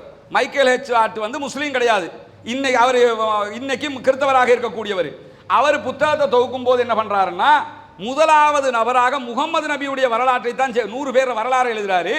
முதலாளாக உலகத்திலே மிகப்பெரும் புரட்சி செய்தவர் என்று முகமது நபியை சேர்க்கிறார். முன்னுரையில் என்ன சொல்லுவார்னா, நான் இதை சேர்ப்பதற்கு முன்பதாக பல தடவைகள் யோசித்தேன். நான் ஏற்றுக்கொண்டிருக்கக்கூடிய ஜீசஸ் இருக்கிறார், ஜீசஸை முன்னாடி கொண்டு வர்றதா, முகமதை கொண்டு வர்றதா, வேறு யாரையும் கொண்டு வர்றதா, இப்படி பலமுறை யோசித்தேன். என்னுடைய மனது இடம் கொடுக்கவில்லை. முகம்மதை போன்று புரட்சியை யாரும் செய்யவில்லை. எனவே முகம்மதை முன்னால் கொண்டு வந்தேன். முதலாவது இடம் முகம்மது அவங்களுக்கு கொடுக்கப்பட்டிருக்கு, 2வது இடம் ஐசக் நியூட்டனுக்கு கொடுக்கப்பட்டிருக்குது, 3வது இடம் ஜீசஸுக்கு நினைக்கிறேன். இது 54வது இடம் இஸ்லாமியர்களுடைய 2வது ஆட்சியாளராக முகமது நபிக்கு பிறகு இருந்த உமர் என்கிறவரும் இடம்பெற்றிருக்கிறார். எதுக்காக இதை சொல்ல வர்றேன் கேட்டா, முகம்மதுன்னா யாருன்னு கேட்டீங்கல்ல, இந்த முகமது நபி அவர்கள் இன்னைக்கு நம்ம நிறைய உரிமைகளை பத்தி பேசிக்கிட்டு இருக்கிறோமா? மனித உரிமை, பெண் உரிமைன்னு பேசிக்கிட்டு இருக்கிறோம். இன்னைக்கு நீங்க நேபாளில் எடுத்துக்கிட்டீங்கன்னா பெண்களுக்கு மாதவிடாய் நேரத்தில் என்ன பண்ணுவாங்கன்னா, நேபாளில் சில பகுதிகளில் ஒரு குடிசை அமைச்சு வச்சு அதுக்குள்ள போய் இருந்து கேண்டுருவாங்க, தீட்டு அப்படின்ற மாதிரி சொல்லிடுவாங்க. ஆனால் பெண்களுக்கு, இஸ்லாமிய பெண்களுக்கு அந்த மாதிரியான நேரத்தில் தொழுகை கூடாது, தொழக்கூடாது, நோன்பு பிடிக்க கூடாது, மற்ற எல்லா காரியத்தையும் செய்ய முடியும். பெண்களுக்கு கல்வி உரிமையை பற்றி இன்றைக்கு 21ஆம் நூற்றாண்டில் பேசிக்கிட்டு இருக்கிறோம். முகமது நபி அவர்கள் வாழும் போதே பெண்களுக்கான அந்த இஸ்லாமியர்கள் சிலதை கொடுக்காம இருக்காங்கன்னா அது எங்களுடைய தப்பு, எங்க சமூகத்தினுடைய பிழை. இஸ்லாம் கொடுக்குதா கொடுக்கலையான்னா பெண்களுக்கான கல்வி உரிமையை கொடுத்தது, பெண்களுக்கான வணக்க வழிபாட்டு உரிமையை கொடுத்தது, பெண்களுக்கு சொத்து உரிமையை கொடுத்தது. பெண்களுக்கு சொத்துரிமைங்கிறதெல்லாம் இன்றைக்கும் கூட அமெரிக்காவில் இருக்கக்கூடிய சில மாநிலங்களில் இன்னைக்கும் இல்லை. உலகத்துக்கே சட்டாம்பித்தனம் பேசக்கூடிய அமெரிக்காவில் இன்றைக்கும் பல மாநிலங்களில் சொத்துரிமை முறையாக கொடுக்கப்படாத நேரத்தில் 1400 ஆண்டுகளுக்கு முன்பதாகவே சொத்துரிமையை கொடுத்தாரு. எல்லா உரிமை, குறிப்பாக திருமணம் முடிக்கிற நேரத்தில் அண்ணன் சொல்லிட்டான், அப்பா சொல்லிட்டான், பெரியப்பா சொல்லிட்டான்னு திருமணம் முடிக்க முடியாது. நம்ம அண்மையில் சகோதரர் அர்ச்சுனா கூட அதை பாராளுமன்றத்தில் பொம்பளை புள்ள வாப்பா சொன்னா கல்யாணம் கட்டணும், அண்ணன் சொன்னா கல்யாணம் கட்டணும்னு சொன்னாரா இல்லையா? அது 100% பிழை. அவருக்கு இஸ்லாத்தை தெரியவும் இல்லை, எங்களுடைய கலாச்சாரம் தெரியவும் இல்லை. முகமது நபி அவர்களிடத்தில் வந்து பெண்ணிடத்தில் அனுமதி கேட்கணுமா என்று கேட்கிறார்கள். கேட்கும்போது முகமது நபி என்ன சொல்றாங்கன்னா, கண்டிப்பாக அனுமதி கேட்கணும். பொம்பளை பிள்ளைக்கு பிடிக்கலன்னு சொன்னா அந்த திருமணம் ரத்து செய்யப்பட்டு விடும் அப்படிங்கிறாங்க. எனவே பெண்களுக்கு திருமணம் முடிக்கிறதா இருந்தாலும் எல்லாவற்றுக்கும் அவர் உரிமையை கொடுத்தார், ஆட்சி அதிகாரத்தை கற்றுக் கொடுத்தார். இப்படி ஒரு மாபெரும் புரட்சியை செய்த காரணத்தினால முகமது நபி அவர்களை நாங்கள் இன்றைக்கும் உலகம் முழுவதும் போற்றப்படக்கூடிய ஒருவராக இருக்கிறார். நாங்கள் இறுதி இறை தூதராக ஏற்றுக்கொண்டிருக்கிறோம். அவரை பற்றி எழுதப்பட்ட பல புத்தகங்கள் இருக்கிறது. உதாரணமாக ஐயா பல கருப்பையா அவர்கள் எழுதிய ஒரு புத்தகம் வெளியாகி இருக்கிறது. ஃப்ரீயா இருந்தா கிடைக்குமாக இருந்தா கட்டாயம் எடுத்து படியுங்க. அல்லாஹ் உருவாக்கிய அற்புத சமூகம் என்று சொல்லி ஒரு புத்தகத்தை எழுதியிருக்க. பல கருப்பையாவை நீங்க யாருன்னு புரிஞ்சுக்கிறமா இருந்தா பிரபல அரசியல்வாதி, மிகச்சிறந்த ஒரு அரசியல்வாதியும் கூட தமிழகத்தில் அவர் ஒரு புத்தகம் எழுதியிருக்கிறார். அதுல முகமது நபி அவர்களை நான் எப்படி பார்க்கிறேன் என்பதை அற்புதமாக சொல்லி இருப்பார். இப்படிப்பட்ட ஒருவரை நாங்கள் தூதராக ஏற்றுக்கொண்டிருக்கோம். அந்த முகமது என்கிற பெயரைத்தான் ஆண்கள் முன்னாடி போட்டுக்கிறாங்க. பின்னாடி போடக்கூடிய பெண்கள் முன்னாடி போடக்கூடிய ஃபாத்திமா என்கிறத பொறுத்தவரையில அவங்க முகமது நபியினுடைய ஆசை மகள், அன்பு மகள் ஃபாத்திமா. ஃபாத்திமாவுக்கும் முகமது நபிக்கும் எந்த டிஃபரெண்ட்டும் இருக்காது. ஆண் பெண்ணுங்கிற டிஃபரெண்ட் மட்டும்தான் இருக்கும் என்று நாங்கள் நபிமொழிகளில் பார்க்குறோம். ஃபாத்திமா நடந்து வந்தால் முகமது நபியே நடந்து வர்ற மாதிரி இருக்கும். அப்பா மாதிரியே பிள்ளை இருப்பாங்கன்னு இருக்கும்ல, அச்சு அசலா ஜெராக்ஸ் எடுத்த மாதிரி இருக்கும், ஃபோட்டோ காப்பி எடுத்த மாதிரி இருக்கும். அந்த மாதிரி இருக்கக்கூடிய ஒருவங்க. எனவே தான் ஃபாத்திமா மேலே உள்ள ஃபாத்திமா மேலே உள்ள பாசத்தில் பிள்ளைக்கு பேர் வைக்கும்போது பின்னாடி ஒரு பேரை மெயின் பேராக ஒன்றை வச்சுக்கிட்டு முன்னாடி ஃபாத்திமான்னு வச்சிருவாங்க. சில இஸ்லாமியர்கள் இப்படி வைக்கிறது இறைவனிடத்திலிருந்து நன்மையை தரும்னு நினைக்கிறாங்க. நன்மையெல்லாம் கிடையாது. அதில் சும்மா வச்சுக்கிட்டு போறோம், வைக்கிறேன்னா வச்சுக்க, வைக்கலன்னா இருந்துக்கங்கிற மாதிரி இருக்குது. இந்த மாதிரியான ஒரு விவகாரம் அது. சரியா? அன்பிற்கினிய சகோதர சகோதரிகளே, நமக்கெல்லாம் தெரியும் இலங்கையினுடைய கிழக்கு மாகாணம் பொத்துவில் பகுதிகளில் இஸ்லாத்தை ஏற்றுக்கொண்ட 14 குடும்பங்களுக்கான வீடு கட்டுகிற ஒரு பணியை நம்ம ஆரம்பிச்சிருக்கிறோம். அதனுடைய முதல் கட்டமாக அவர்களுக்கான இடங்கள் சிலது வாங்கப்பட்டிருக்கிற அதே நேரத்தில் அவர்களுக்கான ஒரு 5 வீடுகளை முதல் கட்டமாக கட்டுவதற்குரிய ஏற்பாடுகள் நடைபெற்று வருகிறது. மும்முரமாக அந்த பணிகள் நடந்து வரக்கூடிய காட்சிகளையும் நீங்கள் தொடர்ந்து பார்த்து வர்றீங்க. புனிதமிக்க ரமதானுடைய மாதத்தில் உங்களுடைய ஜகாத் நிதிகளை அதற்காக கேட்டுக்கொண்டே இருக்கிறோம். உங்களால் முடிந்த உதவிகளை முன்னால் தெரிகிற நம்முடைய தொலைபேசி மற்றும் வாட்ஸ்அப் இலக்கத்திற்கு தொடர்பு கொண்டு நீங்கள் வழங்க முடியும். நம்முடைய அக்கௌண்ட் நம்பர் முன்னால் காட்சிப்படுத்தப்படுகிறது. அதற்கு நேரடியாக நீங்கள் வைப்பு செய்ய முடியும். அதற்கு வைப்பு செய்ய முடியாதவர்கள் அந்த மாதிரி எங்களுக்கு இந்த நாட்டில் இருந்து அதுக்கு போட முடியலை என்று சொல்கிறவங்க நமக்கு வாட்ஸ்அப்பில் தொடர்பு கொண்டால் அதற்குரிய வழிகாட்டலை தருவதற்கு நாம் தயாராக இருக்கிறோம். எனவே அதற்குரிய உதவிகளை ரமலான் அல்லாத காலங்களில் வாரி வழங்குங்கள். அந்த மக்களுக்கான வேலைகளை நாம் செய்ய வேண்டி இருக்கிறது. அது சம்பந்தமான வீடியோக்களையும் நீங்கள் பார்க்க முடியும். மக்காவுக்கு ஏன் போகிறாங்க? மக்கா அந்த ஸ்கொயர் ஷேப் கருப்பு கலரா, அதில் என்ன இருக்குது? சூப்பர். மக்கமா நகரத்தில், சவுதி அரேபியாவுடைய மக்கா இருக்குதா இல்லையா? இந்த மக்கமா நகரத்தில் காபா என்ற ஒரு ஆலயம் இருக்கிறது. கருப்பு ஒரு கட்டிடம் செவ்வக வடிவத்தில் இருக்கும். இந்த செவ்வக வடிவத்தில் இருக்கக்கூடிய அந்த கருப்பு கட்டிடத்துக்குள்ள என்ன இருக்குது என்கிறது தான் கேள்வி. அதுக்குள்ள ஒண்ணுமே இல்லை. அந்த கட்டிடத்துக்குள்ள மனிதர்களும் இல்லை, எதுவுமே இல்லை, வெறும் கட்டிடம். ஏன் அந்த கட்டிடம் வெறும் கட்டிடமாக ஏன் இருக்குதுன்னு கேட்டா, முகமது நபி அவர்களுடைய காலத்துக்கு முற்பட்ட காலத்திலையும் அந்த கஅபா என்கிற ஆலயத்துக்குள்ளதான் வணக்க வழிபாடுகள் நடந்து கொண்டிருந்தது. தொழுவாங்க அதுக்குள்ளதான் இப்ப பள்ளிவாசல்ல செய்கிற எல்லா வேலையுமே அந்த கட்டிடத்துக்குள்ளதான் செய்வாங்க. இப்ப பிற்பட்ட நாட்கள்ல முகமது நபி அவர்களுடைய காலகட்டத்திலேயே மக்கள் ஜனத்தொகை பெருகிடுச்சு. அந்த கட்டிடத்தை நீங்க எடுத்துக்கிட்டீங்கன்னா இந்த அளவு நீளம் கூட இருக்காது, இதுல பாதி தான் இருக்கும் அந்த கட்டிடம்.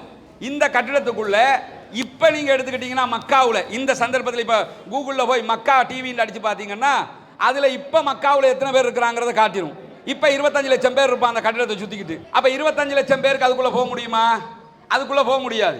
எனவே முகமது நபி அவங்க என்ன பண்ணாங்கன்னா, பள்ளி வாசல நாங்க உள்ளதான் தொழுவோம், பள்ளியை வெளியில தொழுகிறத பார்த்திருக்கீங்களா? பார்க்க மாட்டியா? ஆனா அங்க மட்டும் உள்ள தொழ மாட்டோம், வெளியில அதை சுத்தி தான் தொழுவோம். நாங்கள் வணங்குவதற்குரிய பகுதியாக அதை வச்சிருக்கிறோம், அதை வணங்க மாட்டோம். நாங்க இங்க இருந்து மேற்கு திசையை நோக்கி தொழுவோம். மேற்கு திசைனா திசையை நாங்க வணங்குறது இல்லை, மேற்கு திசையில் அந்த காபா ஆலயம் இருக்குது, அதை நோக்கி நாங்கள் தொழுதுகிட்டு இருக்கிறோம், அதை தொழ மாட்டோம். காபாவை நாங்கள் தொழவில்லை, காபாவை நோக்கி தொழ ஒரு யூனிஃபார்முக்காக. இப்ப யூனிஃபார்முக்காக தானே இப்படி உட்கார்ந்து இருக்கிறோம், தாறுமாறா உட்கார்ந்து இருக்கலாம்ல, ஒரு இப்படி வரிசையில் உட்கார்ந்து ஒரு யூனிஃபார்முக்கு இந்த வரிசையில் உட்கார்ந்துக்கிறங்க, ஒரு யூனிஃபார்முக்காக நாங்க காபா என்கிற ஆலயத்தை நோக்கி தொழுகிறோம்.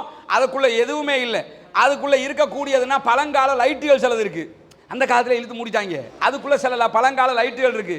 உள்ள திறந்து போக முடியுமானா திறந்து போக முடியும். அதனுடைய கதவு உயரத்தில் இருக்கும். நீங்க அதை கவனிச்சிருக்கீங்கன்னா கதவு உயரத்து, அதுக்கு ஒரு காரணம் இருக்குது. முகமது நபி அந்த கட்டிடத்தினுடைய எந்த மாற்றத்தையும் செய்யல. ஆனா ஏன் மூடி வச்சிருக்கிறாங்கன்னா, கதவு ஏன் உயரமா வைக்கப்பட்டிருக்குன்னா ஏற்றத்தாழ்வு கற்பித்தார்கள். முகமது நபிக்கு முன்னாடி ஆலயத்துக்குள்ள போகணும்னா கூட தேவையானவன் தான் போகணும், ஏணி வச்சு எல்லாரும் போயிடக்கூடாதுங்கிறது கதவை உயரமா வச்சுட்டாங்க. அதனாலதான் இப்ப எவனும் போக தேவையில்ல, சுத்தி தொழுதுக்க ஏற்றத்தாழ்வே இருக்கக்கூடாது. மனிதர்களுக்கு மத்தியில் நீ உயர்ந்தவன் நான் தாழ்ந்தவனுங்கிறதெல்லாம் கிடையாது. நமக்குள்ள மதங்கள் நம்மளை, நீங்க ஹிந்துவா இருப்பீங்க, சில நேரம் நான் முஸ்லீமா இருப்பேன், நம்ம ஆண்களா இருக்கிறோம் இவங்க பெண்களா இருக்கிறோம், இவ்வளவுதான் வித்தியாசமே தவிர கற்றவன் கல்லாதவன் என்பதுதான் வித்தியாசமே தவிர வேறு எந்த வித்தியாசமும் காட்டப்படக்கூடாது என்பதால் எந்த துருக்கியில இருந்து வந்தாலும், அமெரிக்காவில் இருந்து வந்தாலும், ஆஸ்திரேலியாவில் வந்தாலும், ஸ்ரீலங்காவில் இருந்து போனாலும் அத்தனை பேரும் சமனாக இருக்க வேண்டும் என்பதற்காக அதை சுற்றி அதை நோக்கி தொழுது கொண்டிருக்கிறோமே தவிர அதை தொழவும் இல்லை, அதற்குள் எதுவும் இல்லை. சூப்பர் கொஸ்டின், இது ஒரு இம்பார்ட்டன்ட் கொஸ்டின். அதுக்கான பதிலை மட்டும் சுருக்கமாக கேட்டுக்கிறேன். இஸ்லாமியர்கள் ஏன் தீவிரவாதிகளாக பார்க்கப்படுகிறார்கள், தீவிரவாதிகளாக இஸ்லாமியர்கள் ஏன் சுட்டிக்காட்டப்படுகிறார்கள் என்பதுதான் கேள்வி. முதலாவது விவகாரம் என்னன்னா, இஸ்லாத்தை பொறுத்தவரையில இஸ்லாம் என்றாலே அமைதி என்று பொருள். இஸ்லாம்ங்கிறதுக்கு மீனிங் என்னன்னு கேட்டா அரபுல அமைதி என்று பொருள். அமைதியான ஒரு மார்க்கத்தில் ஏன் தீவிரவாதம் என்று கேட்டீங்கன்னா, இஸ்லாத்தில் யார் தீவிரவாதத்தில் ஈடுபடுகிறார்களோ அவர்கள் இஸ்லாமியர்களே இல்லை. உதாரணமாக ஜஹரான் என்கிறவன் இலங்கையில குண்டுவெடிப்பு தாக்குதல் நடத்தினானா இல்லையா? இவனுடைய உடலை நாங்கள் அடக்குவதற்கு எடுத்துக்கொண்டோமா? நாங்க அடக்க மாட்டோம், எங்கேயாவது கொண்டு வீசிக்கிறீங்க அப்படின்ட்டோம். காரணம் என்னன்னா, இன்னொரு மனிதனை கொலை செய்கிறவன் முழு மனித சமூகத்தையும் கொன்றவனாவான் என்று குர்ஆன் எங்களுக்கு சொல்கிறது. குர்ஆனுடைய வாசகம் என்னன்னா, யார் ஒரு மனிதனை கொல்கிறானோ அவன் முழு மனித சமூகத்தையும் கொன்றவனாவான். ஜஹரான் 300 பேரை கொண்டாலும் சரி, ஒத்தனை கொண்டாலும் சரி, அவன் யாரு? முழு மனித சமூகத்தையும் கொன்றவன். எனவே அவன் இஸ்லாமியனாக இருக்க முடியாது. பயங்கரவாதிகளாக இருந்தாலும் சரி, யாரு பயங்கரவாதத்தில் ஈடுபட்டாலும் அவங்களை இஸ்லாமியர்களாக நாங்கள் பார்ப்பதில்லை. காரணம், இஸ்லாத்திலே இது போன்ற காரியங்கள் கற்றுத்தரவில்லை. அப்ப எப்படி இவங்க வர்றாங்கன்னா, சில விவகாரங்களை தவறாக புரிந்து கொள்கிறார்கள். ஜிஹாது என்கிற ஒன்று இருக்கிறது, இல்லைன்றெல்லாம் சொல்ல முடியாது. ஜிஹாதுண்டா என்ன? இஸ்லாமியர்கள் ஜிஹாது ஜிஹாதுன்னு பேசுறது நீங்க பார்த்திருப்பீங்க. இந்த ஜிஹாதுண்டா என்னன்னு கேட்டா, ஒரு அரசாங்கம் அரசாங்கத்திற்கு எதிராக இருக்கிற தரப்போடு செய்கிற யுத்தம். ஒரு அரசாங்கம் கவர்மெண்ட் பண்ணும்ல. இப்ப நீங்க ரஷ்ய அதிபர்கிட்ட கேட்டீங்கன்னா, ஏன் நீங்க உக்ரைனுக்கு தாக்குறீங்கன்னா என்ன சொல்லுவார்? எங்க நாட்டுக்கு அது த்ரெட்னா இருக்குது, அதனால தாக்குறோம் பாரு. இதையே அரபில சொன்னா ரஷ்ய அதிபர் ஜிஹாது செய்கிறாருன்னு அர்த்தம், தன்னை நாட்டை சேஃப்கார்ட் பண்றாருன்னு அர்த்தம். இப்ப இலங்கையில அரசாங்கம் இங்க நடந்த யுத்தத்தில் சண்டை போட்டாங்களா இல்லையா? இதே இஸ்லாமிய அரசாங்கமா இருந்தா அரசு யுத்தம் பண்ணி இருக்குது, ஜிஹாது பண்ணி இருக்குதுன்னு அர்த்தம். அரபு நாடு அரசாங்கம் ஈராக்ல யுத்தம் நடந்தது, ஒரு அரசு தன்னை பாதுகாத்துக் கொள்வதற்காக செய்கிற சண்டைக்கு பேர் தான் ஜிஹாதே தவிர தனித்தனி மனிதர்களாக துப்பாக்கி எடுத்துக்கிட்டு கத்தி எடுத்துக்கிட்டு சண்டை பிடிக்கிறதுக்கு பேரு ஜிஹாது கிடையாது. இதை இப்படி தவறுதலாக புரிகிற சில கூட்டத்தாரை வச்சுக்கிட்டு என்ன பண்றாங்கன்னா, தீவிரவாதத்தை தூண்டுகிறார்கள். ஒன்று, இதற்கு பக்கபலமாக ஊடகங்கள் பயன்படுத்தப்படுது. உதாரணமா நான் கேட்கிறேன், முஸ்லிம்கள் தீவிரவாதிகள் என்று சொல்லுகிற அதே ஊடகங்கள் அவருடைய பார்வை முஸ்லிம்கள் செய்கிற அதே காரியத்தை இன்னொரு சாரார் செய்தால் எப்படி சொல்லுவார்கள்? உதாரணமா பார்ப்போம். பாலஸ்தீனத்தில் யுத்தம் நடக்குது. பாலஸ்தீனத்தில் நடக்கக்கூடிய யுத்தத்தில் அங்க தங்களுடைய நாடு பாலஸ்தீனம்ங்கிறது பாலஸ்தீன மக்களுக்கான நாடு. ஆனா அந்த பாலஸ்தீனத்துக்குள்ள தனி ஒரு ராஜ்யத்தை உருவாக்கி இஸ்ரேல் உருவாக்கிட்டாங்க. இப்ப நாட்டை போய் பிடிச்சது யாரு? இஸ்ரேலியர்கள். பாலஸ்தீனம்ங்கிற நாட்டை கைப்பற்றினது இஸ்ரேலியர்கள். கைப்பற்றியவர்கள் சுதந்திர போராளிகளை போன்றும் அந்த நாட்டுக்கே உரியவன் தீவிரவாதியாகவும் காட்டப்படுறான். இது யார வேலை? இது ஊடகங்கள்ல வேலை. எந்த அளவுக்கு கேட்டா, நீங்க ஊடகங்கள்ல Facebookல போய் ஒரு நியூஸை போட்டீங்கன்னா உங்க Facebook'ை வந்து ஒன்னும் அந்த போஸ்டை ரிமூவ் பண்ணுவாங்க, தொடர்ந்து போட்டா Facebook'ை பிளாக் பண்ணுவாங்க. காரணம் என்னன்னா, பயங்கரவாதி என்று இவர்கள் முடிவெடுத்திருக்கிறார்கள். அவங்கள பயங்கரவாதி, நாட்டுக்காக அவன் நாட்டுக்காக போராடுகிறவனை பயங்கரவாதி என்று சித்தரிச்சுட்டா அப்ப அந்த நாட்டுக்கே உரியவனுக்கு என்ன சொல்றதுங்கிற கேள்வி இருக்குது. இப்படி நியாயத்துக்காக போராடுகிறவர்களை கூட என்ன பண்றாங்கன்னா சில நேரங்களில் பயங்கரவாதியாக சித்தரிப்பார்கள். இதே ஒரு முஸ்லீம் அல்லாதவர் செஞ்சா போராளின்றுவாங்க. நெல்சன் மண்டேலா கடைசி வரைக்கும் போராளியாக பார்க்கப்பட்டாரா இல்லையா? நம்ம நாட்டில் யுத்தம் நடக்கும் போது பிள்ளை பிரபாகரன் அவர்களுடைய படையணியை தமிழ் ஊடகங்கள் எழுதும் போது எப்படி எழுதியது? இன்னைக்கும் தமிழ் போராளிகள் என்று தானே எழுதுறாங்க, தமிழ் தீவிரவாதிகள் எங்கேயும் எழுதல. இதையே ஒரு பண்ணிட்டாங்க, பயங்கரவாதிகள் எழுதுவாங்க. இது யார் இதை உண்டாக்குறான்னு கேட்டா ஊடகங்கள். நம்ம உண்டாக்கல, நமக்குள்ள அந்த பிரிவினை இல்லை, ஊடகங்கள் உருவாக்குகிறது. எனவே இஸ்லாம் எந்த சந்தர்ப்பத்திலும் இன்னொரு மனிதனை கொல்வதற்கு அனுமதி தரவில்லை. குர்ஆன் அதை தடுக்கிறது. அப்படி செய்கிறவர் முழு சமூகத்தையும் கொன்றவர் ஆவார் என்கிற அடிப்படையில் பயங்கரவாதத்தை இஸ்லாம் புறக்கணிக்கிறது. பயங்கரவாதத்தில் ஈடுபடக்கூடிய யாரும் முஸ்லிம்கள் இல்லை என்று கற்றுத்தருகிறது. சரியா? இவ்வளவு நேரமாக எங்களுடைய நிகழ்ச்சியை செவிதாழ்த்தி கேட்டு பல கேள்விகளையும் கேட்ட சகோதர சகோதரிகள் அத்தனை பேருக்கும் ரொம்ப நன்றி. என்னுடைய தொப்புள் கொடி உறவுகளுக்கு இந்த சந்தர்ப்பத்திலே மகிழ்ச்சியான நன்றியை தெரிவித்துக் கொள்ள விரும்புகிறேன்.